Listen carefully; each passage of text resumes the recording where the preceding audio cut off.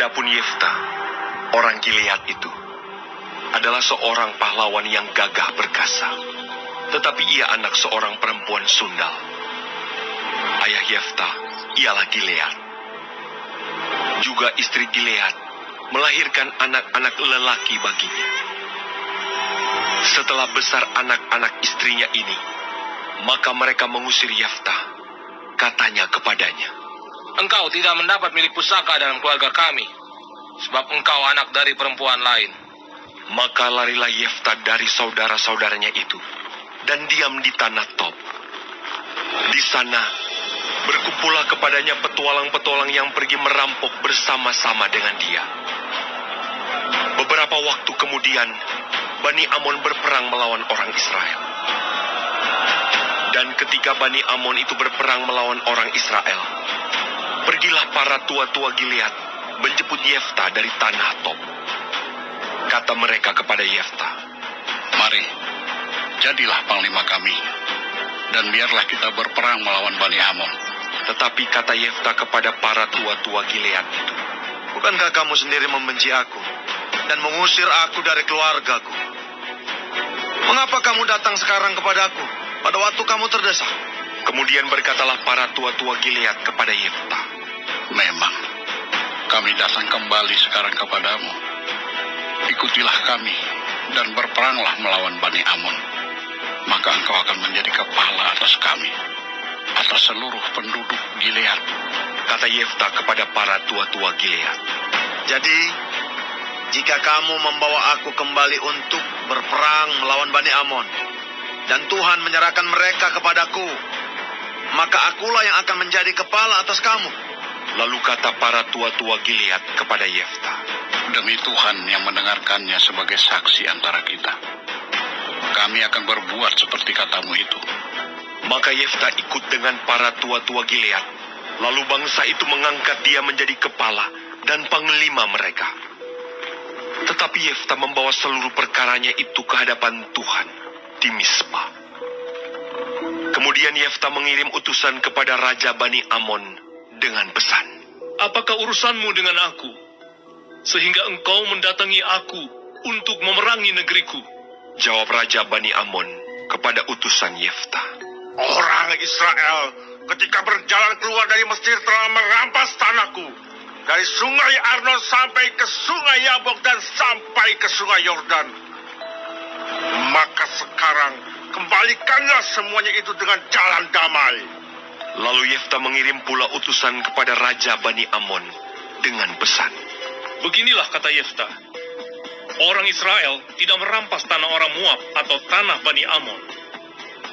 Sebab ketika berjalan keluar dari Mesir, orang Israel melalui padang gurun sampai ke Laut Teberau dan tiba di Kades.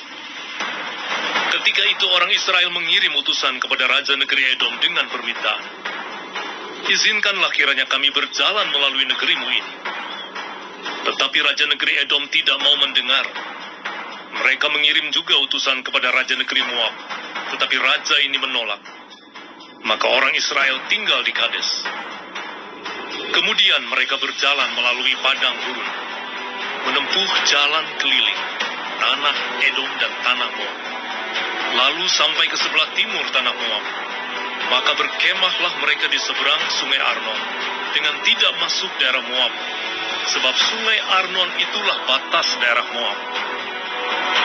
Lalu orang Israel mengirim utusan kepada Sihon, raja orang Amori, raja di Hesibon, dan orang Israel meminta kepadanya, 'Izinkanlah kiranya kami berjalan melalui negerimu ini sampai ke tempat yang kami tuju.' Tetapi Sihon tidak percaya kepada orang Israel yang hendak berjalan melalui daerahnya itu. Maka dikumpulkannyalah seluruh rakyatnya. Ia berkemah di Yahas, lalu berperang melawan orang Israel. Tetapi Tuhan Allah Israel menyerahkan Sihon dengan seluruh rakyatnya ke dalam tangan orang Israel, dan mereka dikalahkan, sehingga orang Israel menduduki seluruh negeri kepunyaan orang Amori, penduduk negeri itu. Demikianlah dimiliki orang Israel seluruh daerah orang Amori itu, dari sungai Arnon sampai ke sungai Yabok, dan dari padang gurun sampai ke sungai Yordan. Maka sekarang Tuhan, Allah Israel, telah merebut milik orang Amori bagi Israel, umatnya. Apakah engkau hendak memiliki pula tanah mereka itu? Bukankah engkau akan memiliki apa yang diberi oleh Kamos Allahmu? Demikianlah kami memiliki segala yang direbut bagi kami oleh Tuhan, Allah kami. Lagi pula, apakah engkau lebih baik dari Balak bin Sipor, Raja Moab? Pernahkah ia menuntut hak kepada orang Israel? Atau pernahkah ia berperang melawan mereka? Ketika orang Israel diam di Hesibon dengan segala anak kotanya, di Aroer dengan segala anak kotanya, dan di segala kota sepanjang kedua tepi sungai Arnon selama 300 tahun, mengapa pada waktu itu engkau tidak melepaskan kota-kota itu? Jadi aku tidak bersalah terhadap engkau, tetapi engkau berbuat jahat terhadap aku dengan berperang melawan aku. Tuhan, hakim itu, dialah yang menjadi hakim pada hari ini antara orang Israel dan Bani Amon. Tetapi Raja Bani Amon tidak mendengarkan perkataan yang disampaikan kepadanya oleh utusan-utusan Yefta. Lalu roh Tuhan menghinggapi Yefta. Ia berjalan melalui daerah Gilead dan daerah Manasye, kemudian melalui Mispa di Gilead, dan dari Mispa di daerah Gilead, ia berjalan terus ke daerah Bani Amon. Lalu bernasarlah Yefta kepada Tuhan.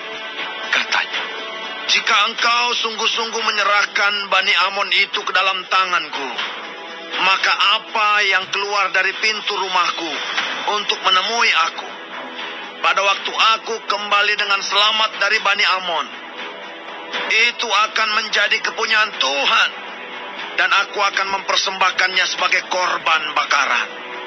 kemudian Yefta berjalan terus untuk berperang melawan Bani Amon, dan Tuhan menyerahkan mereka ke dalam tangannya. Ia menimbulkan kekalahan yang amat besar di antara mereka, mulai dari Aroer sampai dekat Minit, 20 kota banyaknya, dan sampai ke Abel Keramim, sehingga Bani Amon itu ditundukkan di depan orang Israel. Ketika Yefta pulang ke Mispa ke rumahnya, tampaklah anaknya perempuan keluar menyongsong dia dengan memukul rebana serta menari-nari. Dialah anaknya yang tunggal. Selain dari dia, tidak ada anaknya laki-laki atau perempuan. Demi dilihatnya dia, dikoyakkannyalah bajunya sambil berkata, Anakku, engkau membuat hatiku hancur lulu, dan engkaulah yang mencelakakan aku. Aku telah membuka mulutku bernasar kepada Tuhan, dan tidak dapat aku mundur. tetapi jawabnya kepadanya, Bapa, jika engkau telah membuka mulutmu bernasar kepada Tuhan, maka perbuatlah kepadaku sesuai dengan nasar yang kau ucapkan itu. Karena Tuhan telah mengadakan bagimu pembalasan terhadap musuhmu, yakni Bani Amon itu. lagi katanya kepada ayahnya, Hanya izinkanlah aku melakukan hal ini. Berilah keluasan kepadaku 2 bulan lamanya, supaya aku pergi mengembara ke pegunungan dan menangisi kegadisanku bersama-sama dengan teman-temanku. Jawab Yefta. Pergilah. Dan ia membiarkan dia pergi 2 bulan lamanya. Maka pergilah gadis itu bersama-sama dengan teman-temannya menangisi kegadisannya di pegunungan. Setelah lewat kedua bulan itu, kembalilah ia kepada ayahnya, dan ayahnya melakukan kepadanya apa yang telah dinasarkannya itu. Jadi gadis itu tidak pernah kenal laki-laki. Dan telah menjadi adat di Israel, bahwa dari tahun ke tahun, anak-anak perempuan orang Israel selama 4 hari setahun meratapi anak perempuan Yefta orang Gilead itu.